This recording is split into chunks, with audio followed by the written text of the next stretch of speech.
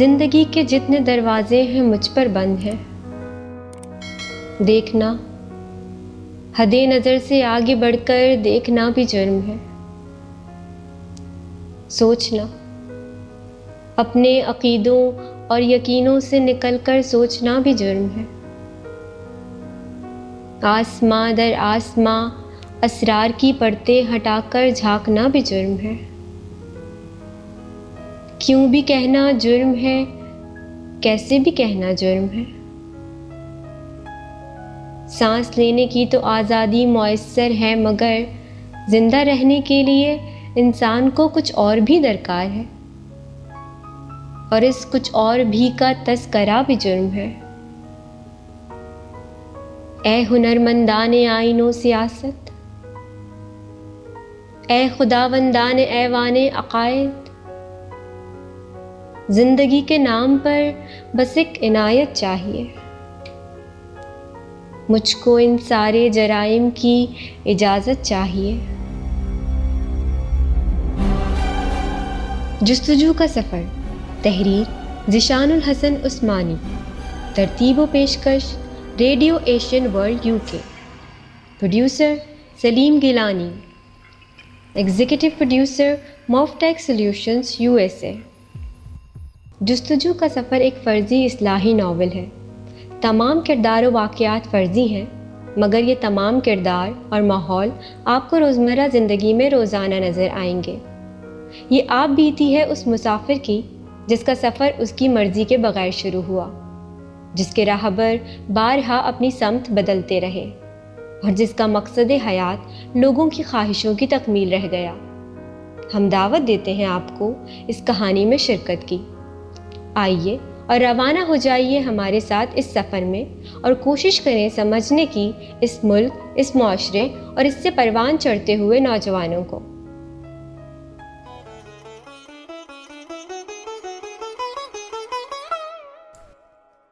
دھوپ کی تمازت میں جلتے ہوئے اندرون سندھ کے ایک چھوٹے سے زرعی گاؤں میں زندگی ہمیشہ کی طرح سسکتے ہوئے گزر رہی تھی. دوپہر کا وقت، مئی کا مہینہ، کچے راستوں پر جانور تک نظر نہیں آتے تھے. ایسے میں فضل الدین اور فضلو ایک گھر سے دوسرے گھر بھاگا جا رہا تھا. آج فضلو کے گھر میں بچے کی پیدائش متوقع تھی. اس سے پہلے 4 بار یہ دن آیا، مگر فضلو کا کوئی بھی بچہ 1 سال کی عمر تک نہ پہنچ سکا. کمزوری اور بیماری اپنی جگہ، مگر سب سے بڑی وجہ ماں اور بچے کو خوراک کا نہ ملنا تھا. فضلو گاؤں کے زمیندار، جسے سب وڈیرا سائیں کے نام سے جانتے تھے، کے پاس ایک معمولی ہاری کی ملازمت کرتا تھا. تنخواہ وغیرہ تو کچھ نہیں، بس ڈیرے سے کچھ اناج اور سال میں 2 مرتبہ پرانے کپڑے مل جاتے تھے، جو فضلو کی کل کمائی تھی. وڈیرا سائیں کبھی خوش ہو کر کچھ پیسے دے دیں تو ان کی مرضی، لیکن ایسا کبھی کبھار ہی ہوتا تھا.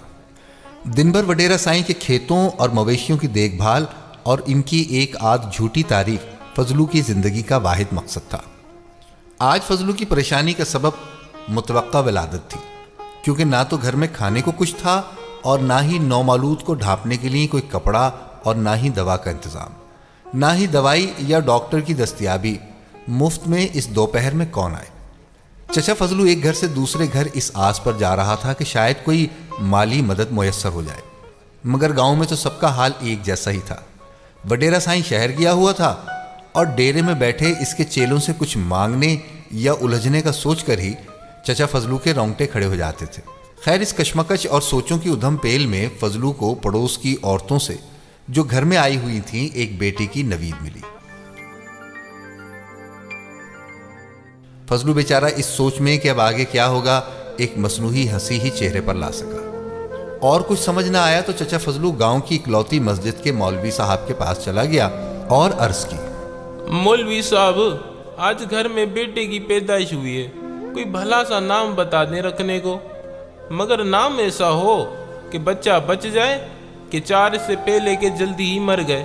یہ کہہ کر فضلو فرت عقیدت سے مولوی صاحب کے ہاتھ آنکھوں پر لگا کر چومنے لگا. مولوی صاحب گویا ہوئے، فضلو دیکھ، ایسی خبر بغیر مٹھائی کے نہ لایا کر، اور اب تو تیرے بچے کی زندگی کے لیے دعا بھی مانگنی پڑے گی. کوئی تعویذ اور چلہ بھی لگانا ہوگا. تو تیری غربت اور اخلاص کو دیکھتے ہوئے 50 روپے میں یہ کام ہو جاوے گا. جا شاباش، بھاگ کے مٹھائی اور پیسے لے آ तब तक मैं कोई मौजू नाम सोच लूँ हिसाब किताब लगा के। फजलू ने रूहानसी लहजे में जवाब दिया, मौलवी साहब मेरे पास तो फूटी कोड़ी भी नहीं, साईं शहर गया हुआ है, बस नाम बता दो, अल्लाह भला करेगा।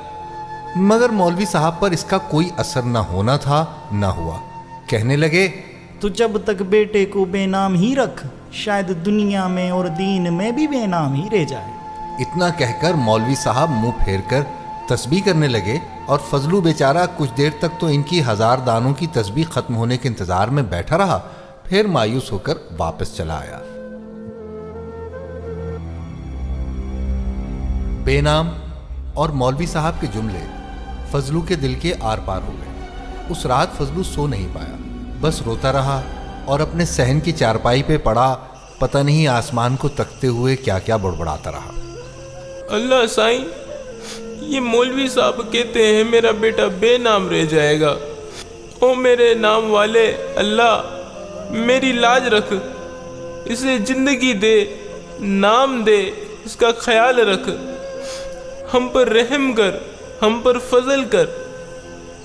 मेरे मालिक, आज ये बेनाम तेरे नाम करता हूँ। तुझसे तो शिकवा नहीं, लेकिन खुदाए कायनात, तेरे बंदे को दिए दुख तेरी दुनिया ने बहुत। जैसे तैसे दिन गुजरते गए, दिन हफ्ते, हफ्ते महीने और महीने साल बनते चले गए।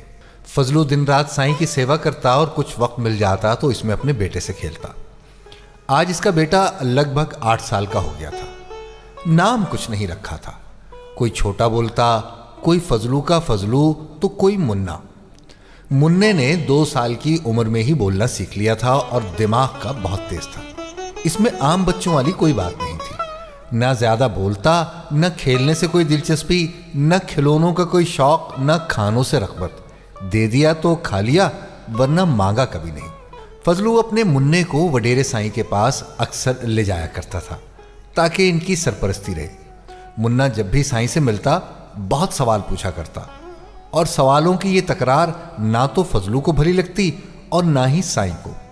कभी कभार सरजनिश, तो कभी डांट, तो कभी मार। ये मुन्ने और साईं के दरमियान रोज की बात हो गई। एक दिन फजलू बिजली न होने के सबब आधी रात को बैठा अपनी बीवी के साथ अपने नसीब का मातम कर रहा था कि मुन्ना उठ गया और कहने लगा, बाबा आप जली कटी क्यों बोलते रहते हो? मुन्ने मैं दुखी जो रहता हूँ। ये दुख क्या होते हैं? बेटा, दुख ऐसी चीज है जो सिर्फ गरीबों के पास होते हैं। तो ये देता कौन है? अमीर। क्यों? इन्हें खुशी मिलती है, शायद दुख देकर गरीबों को। तो अमीरों को दुख कौन देता है? पता नहीं, तू बकवास बंद कर और सो जा। बाबा, तो खुशी क्या होती है, कैसी दिखती है?